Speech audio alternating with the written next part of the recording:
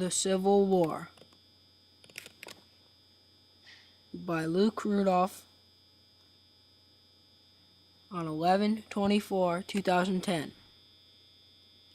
Before brother fought brother, Civil War, wealth.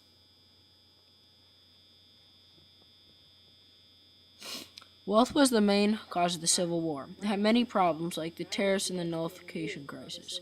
The tariffs and the nullification crisis was where President Andrew Jackson had a proclamation where he could send troops to South Carolina if they didn't pay their taxes.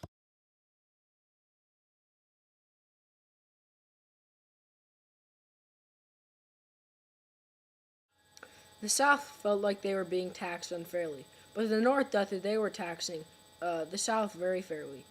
The South had to pay a lot of money, where the North didn't feel like it was that much money, and the North kept wanting more money, and the South felt like that they were being imposed on and kept getting their money taken away from them. This just proves how different their economies were and how much they did not know about each other. The North not knowing that the South didn't have as much money as them, and the South not knowing that the North didn't know that that was very much money.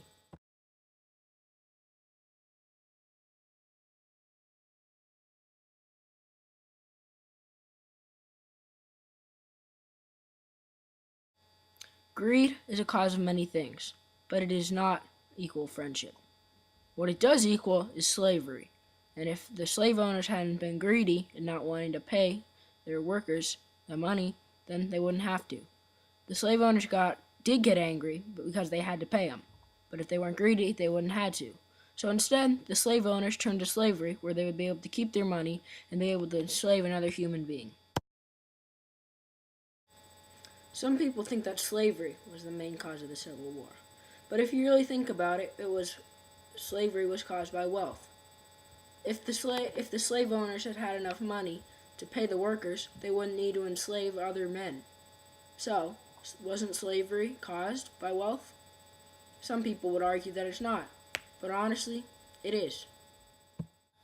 When the Articles of Confederation were formed, there was no way that the Confederacy could have gone back. Both nations started forming an army, and they grew separate, and they could no longer become one. The North had more money than the South did, but the South felt like the North was taxing too much, but the North felt like they weren't getting enough money, so the North kept taxing the South to try to get more money. What most people do not realize is that the Civil War was caused by different economies. The North and South of the United States of America were completely different. Even though they were all under one banner for a time, they were total opposites. The North was run on big business, the South on plantation and slavery.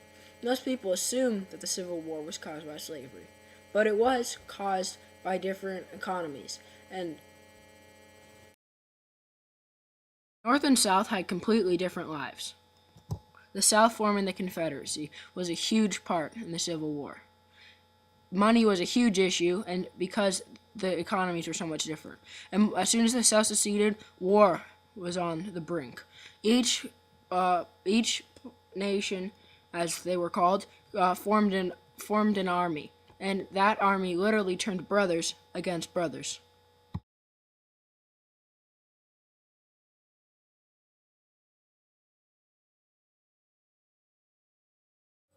The Civil War was unique because it would tear families apart.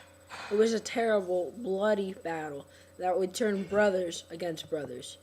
It is proven that that some brothers would fight against their own brother and actually end up killing them.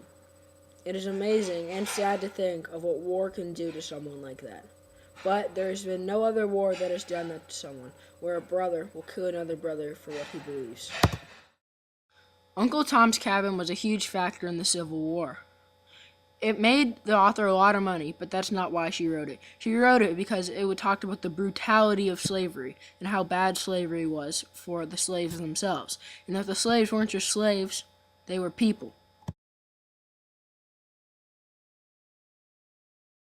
All this proves that taxes, money, soldiers, Uncle Tom's Cabin, and slavery all equaled wealth. And this, not anything else, was the main cause of the Civil War.